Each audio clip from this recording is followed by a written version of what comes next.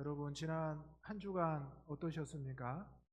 역사상 가장 무더운 한 주간을 여러분 보내셨는데, 여러분 예배당에 들어오시고 또 예배드리는 표정을 보니까 이 무더위에도 하나님의 부르심을 받고 또 예배의 자리로 나온 귀한 모습 가운데 하나님의 은혜가 충만한 줄로 믿습니다. 아멘.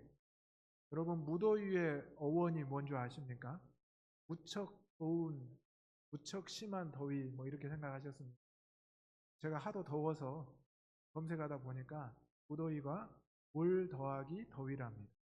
물 플러스 더위. 그러니까 더위도 있지만 이 습한 것이 많다고 해서 이 물 더위였는데 리을이 빠지면서 무더위가 됐다라고 합니다. 오죽 더우면 이런 것도 궁금해지고 또 알아보기도 하게 마련입니다. 또 무더위가 계속되니까 또 따라오는 게 있죠. 가뭄이 따라오고 있습니다. 이곳에도 또 점점 이 물이 비가 내리기를 원하고 있고, 경상도 쪽에는 가뭄이 많이 심각한 상황이라고 합니다.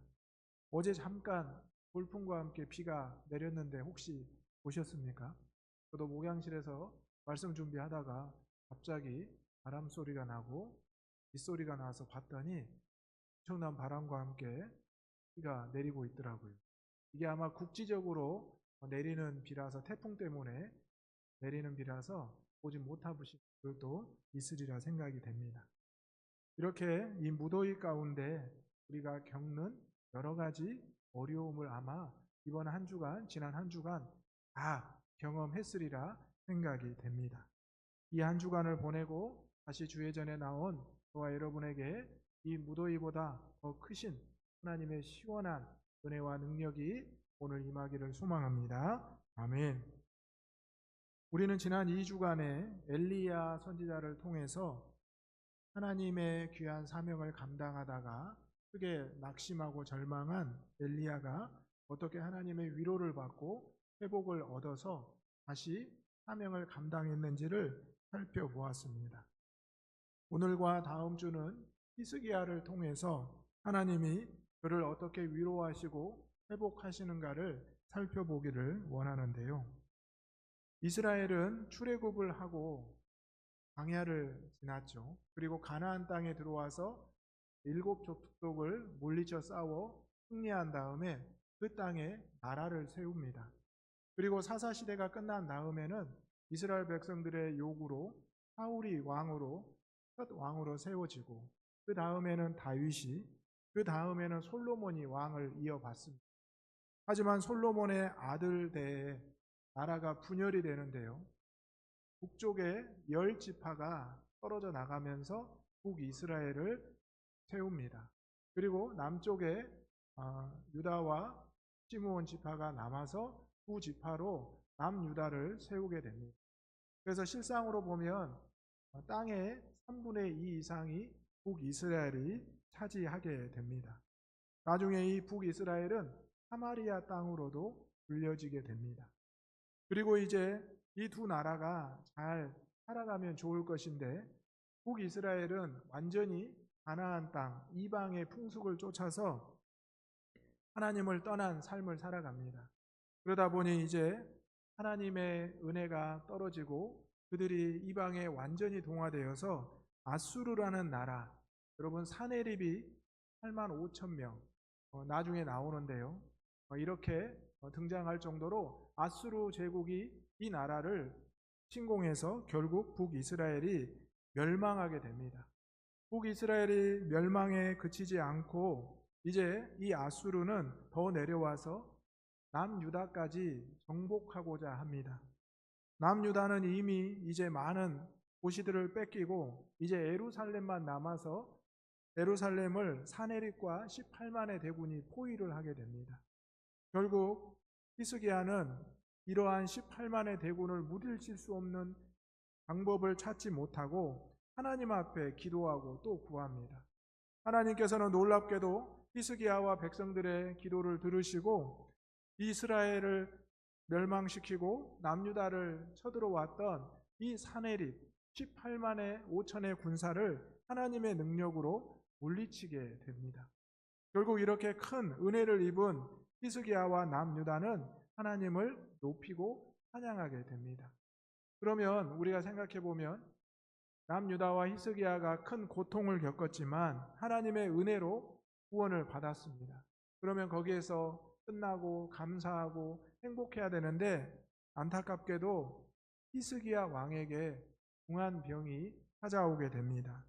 이 중한병으로 인해서 히스기야의 생명이 위독할 지경에 이릅니다.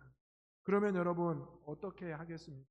당연히 하나님의 선지자를 통해서 하나님의 종을 통해서 히스기야 왕을 찾아가게 하시고 히스기야 왕에게 하나님의 말씀을 선포하게 하실 것입니다.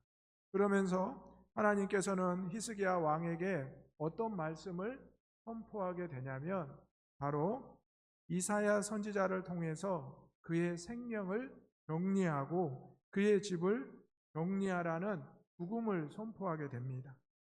사실 우리가 이렇게 상황을 보게 되면 하나님께서 이스라엘 백성들을 사랑하시고 함께 하셔서 이 나라를 구원해 주셨지만 결국 이 왕이 어려운 질병에 빠져서 죽음을 선포받게 되는 것은 너무나 안타까운 상황이라는 것입니다.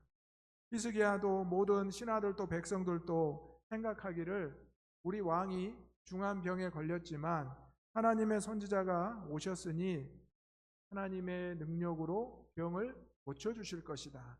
그래서 다시 건강한 왕으로 나라를 통치하게 하실 것이다 라고 생각했을 겁니다.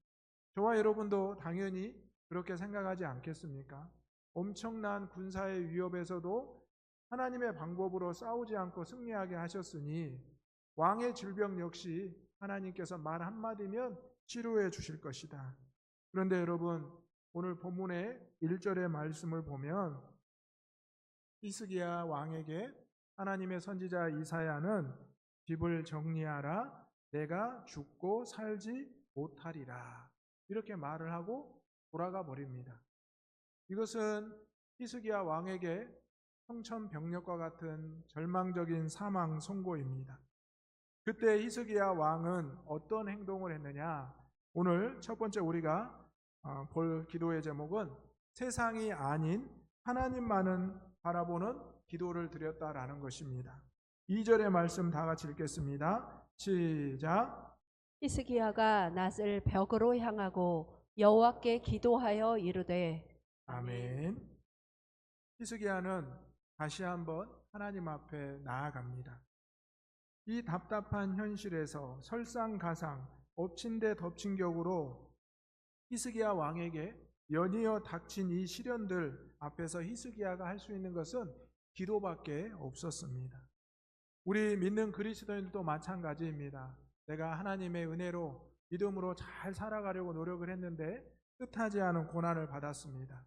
그런데 또 그 가운데 기도하여 은혜로 그 어려움을 해결받았는데 이제 내가 조금 살만하니 내 몸에 질병과 내 삶의 어려운 문제가 또 찾아온 겁니다. 여러분 사실 왕의 역할이 대외적인 역할도 있지만 대내적으로는 왕의 건강이 아주 중요했다고 합니다.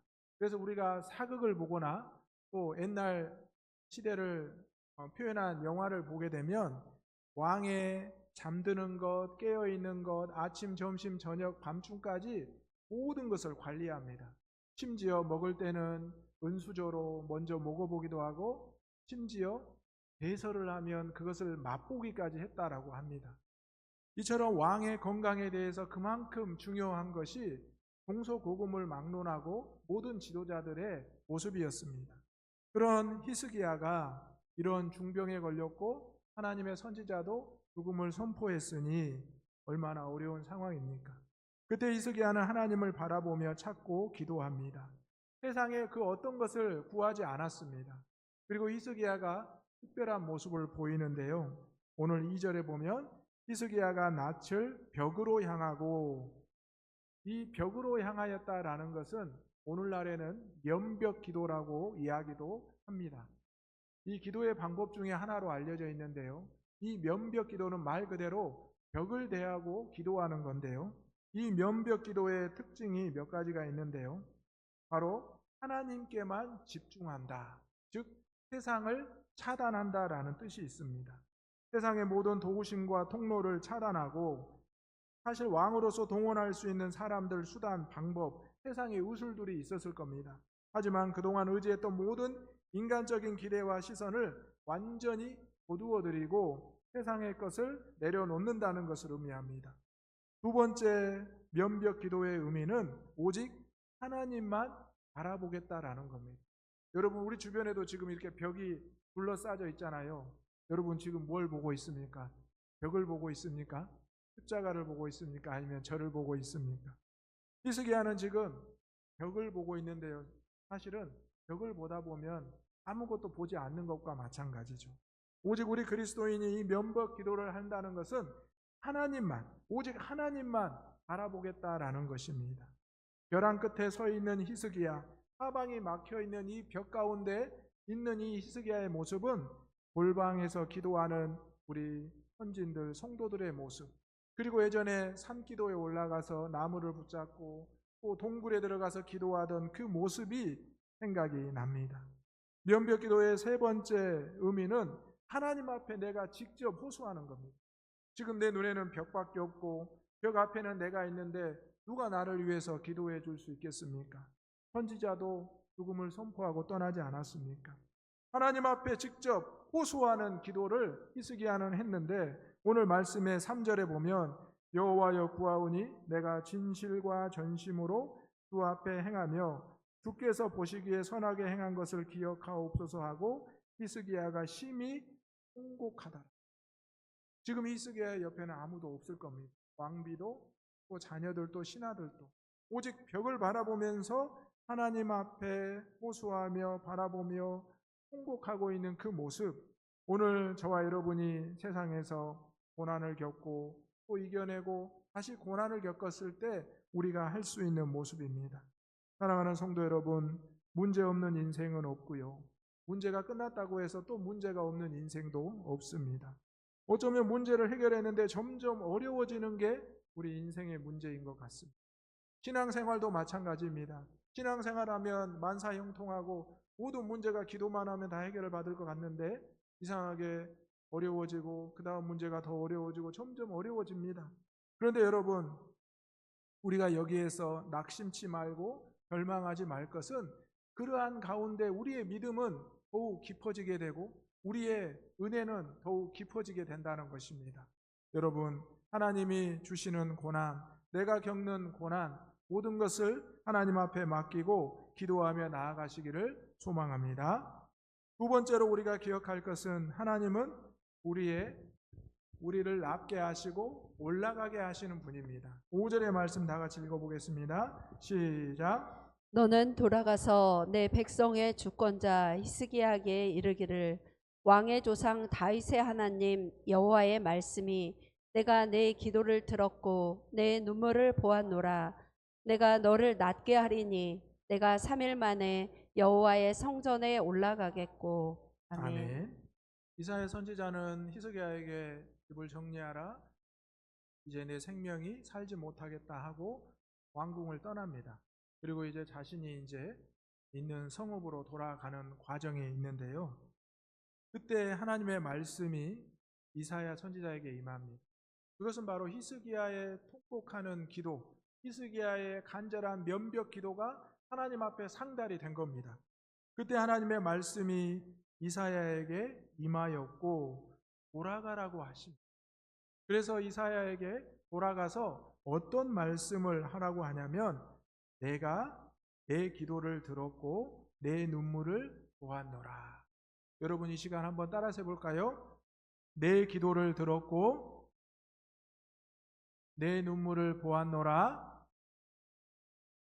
한 번에 이어서 해보겠습니다. 내 기도를 들었고 내 눈물을 보았노라.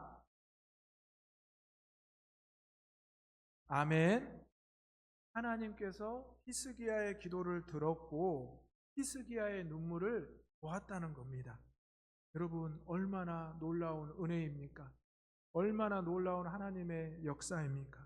그리고 그 다음에 내가 너를 낫게 하리니 내가 3일 만에 여호와의 성전에 올라가겠고, 이 응답에는 놀라운 여러 가지 모습들이 담겨 있는데요. 하나님께서 히스기야를 낫게 해주신다는 겁니다. 궁한 질병에서. 그리고 며칠 만에, 3일 만에, 이 3일 만에 낫게 한다는 것은 이 생명을 완전히 회복시켜 주는 것입니다. 그리고 그 다음에 보면 여호와의 성전에 올라가겠다. 여러분, 여호와의 성전이 어디입니까? 교회 아닙니까? 하나님 앞에 아닙니까? 예배의 자리로 올라가겠다. 완전히 건강을 회복해서 여호와의 성전에 예배하러 올라갈 수 있게 한다라는 겁니다. 이것이 바로 하나님이 우리의 기도를 들으시고 우리의 눈물을 보셨을 때 행하시는 놀라운 역사인 줄로 믿습니다. 하나님은 히스기야의 기도를 들으셨습니다. 그리고 돌아가던 이사야 선지자를 다시 말씀으로 멈추게 하시고 히스기야에게 임할 하나님의 은혜를 선포하셨습니다. 이제 이사야 선지자는 히스기야를 향합니다. 그리고 죽음을 선포하고 집을 정리하라고 했던 그 똑같은 입술에서 이제는 그를 낫게 하겠고 그를 3일 만에 여호와의 성전에 올라가게 하겠다는 놀라운 약속을 선포하게 하십니다. 사랑하는 성도 여러분, 오늘 우리가 주의 전에 나와서 흘리는 눈물, 또 간절히 호소하는 기도, 하나님께서 들으시고 보고 계심을 믿으시기를 바랍니다. 그리고 하나님은 신실하신 방법으로 가장 우리에게 알맞은 때와 은혜로 역사하실 줄로 믿습니다. 우리는 그것을 때로는 기다리기 어렵습니다. 때로는 그것을 실패로 볼 때가 있고 좌절로 볼 때가 있습니다. 하지만 우리는 하나님 앞에 그럴수록 더욱 기도해야 합니다. 사실 우리가 누군가에게 기도 부탁을 하기도 하잖아요. 저희 목회자들도 마찬가지입니다. 중보기도의 요청을 받습니다. 그런데 어떤 경우에는 너무나 힘든 경우에는 미처 말을 하지 못하시는 경우도 있습니다. 그리고 그것을 지난 다음에야 비로소 말을 할 때가 있습니다. 여쭤보면 히스기야가 했던 것처럼 골방에서 혼자 아무에게도 말하지 못하고 통곡했던 그 모습을 듣게 됩니다. 그런데 놀랍게 하나님께서 역사하셨고 그런 응답을 받았노라고 그때서야 고백하시는 경우가 있습니다. 사랑하는 성도 여러분, 오늘 우리는 하나님 앞에 나왔습니다. 건강한 모습으로 주의 전에 올라온 거 맞습니다. 하지만 지난 한 주간 동안 무더위 가운데 우리도 히스기야처럼 어렵고 힘든 영육의 상황을 지냈습니다. 하지만 다시 하나님께서 여러분을 주의 전으로 올라오게 하셨고 이제 예배의 자리로 부르셨습니다. 그렇다면 이 시간 하나님이 주신 놀라운 은혜를 경험할 수 있기를 소망합니다. 마지막으로 하나님의 응답은 회복을 넘어 구원의 역사까지 행하신다는 겁니다. 6절의 말씀을 다 같이 읽겠습니다. 시작. 내가 내 날에 15년을 더할 것이며 내가 너와 이 성을 아수르 왕의 손에서 구원하고 내가 나를 위하고 또 내 종 다윗을 위함으로 이 성을 보호하리라 하셨다 하라 하셨더라. 아멘. 여러분, 하나님께서는 이렇게 히스기야에게 말씀하시고 또 덧하여 말씀하십니다. 내가 내 날에 15년을 더할 것이다. 여러분, 지금 여러분 나이가 몇 세이십니까? 한번 여러분의 나이 한 15년을 더해 보십시오. 그러면 내가 몇 살인가 머릿속으로 계산해도 되고요. 손가락으로 하셔도 되는데요. 일부 예배는 우리 청년 교사들이 있어서 깜짝 놀라더라고요. 15년이요? 15년은 너무 짧은데요. 그런데 우리 어르신들 생각해 보면 아니 목사님 제가 15년이나 더 살 수 있을까요? 이렇게 또 물어보시는 분도 계십니다. 하나님의 은혜 가운데 살아가게 될 줄로 믿습니다. 생각해 보면 하나님이 왜 하필이면 15년이라고 하셨을까? 10년도 아니고 20년도 아니고 이왕이면 50년 말씀하셨으면 얼마나 좋을까? 사실 우리는 하나님 앞에 여러 가지를 구하고 응답을 받습니다. 그런데 하나님께서는 꼭 우리에게 필요한 은혜를 허락해 주십니다. 히스기야에게 15년이라는 것은 엄청난 시간입니다. 지금 우리가 생각해도 15년이 짧은 시간은 아니잖아요. 그런데 그 당시에 15년이라는 것은 어마어마한 시간입니다. 북이스라엘이나 남유다에 수십 명의 왕들이 있었지만 어떤 왕은 하루만 왕을 하다가 죽은 왕도 있고요. 몇 달을 하다 죽은 왕도 있습니다. 그리고 길게 한 왕은 수십 년을 했지만 극소수입니다. 그런데 히스기야가 지금까지 왕이 되었고 앞으로 15년을 더한다라는 것은 하나님의 엄청난 은혜를 허락받은 것입니다. 그리고 거기에서 그친 것이 아니라 그 다음에 보면 내가 너와 이 성을 아수르 왕의 손에서 구원하고 내가 나를 위하고 내 종 다윗을 위함으로 이 성을 보호하리라. 아수르에게서 이미 보호를 했습니다. 그리고 앞으로도 지켜주시고 구원해주시고 보호하신다는 이 말씀입니다. 하나님의 응답은 나를 회복시켜주는 것에서 그치지 않습니다. 여러분이 속한 가정, 여러분이 속한 직장, 여러분이 속한 구역과 교회, 이 나라와 민족을 지켜주시고 보호하여 주실 줄로 믿습니다. 히스기야에게 질병이 임하였지만 그가 기도하고 나아갔을 때 그가 질병에서 회복되면 물론이요, 하나님께서 두려워하고 염려했던 내가 속한 공동체 어려운 문제도 해결해 주시고 앞으로도 보호해 주신다는 이 놀라운 약속을 듣게 된 것입니다. 이것이 그리스도인들이 기도해야 되는 이유이고요, 우리가 기도할 수밖에 없게 하나님이 그 환경을 만들어 가시는 이유입니다. 내가 잘 되고 나만 잘 살고 있으면 사실 여러분 기도의 시간이 줄어듭니다. 기도의 자리를 뜸하게 됩니다. 그런데 내가 고난 가운데 있을 때 또 고난이 닥쳐오는 것이 느껴지면 우리는 기도의 자리를 찾고 기도의 분량을 늘려갑니다. 이것이 우리가 하나님 나라에 갈 때까지 감당해야 될 귀한 성도들의 사명입니다.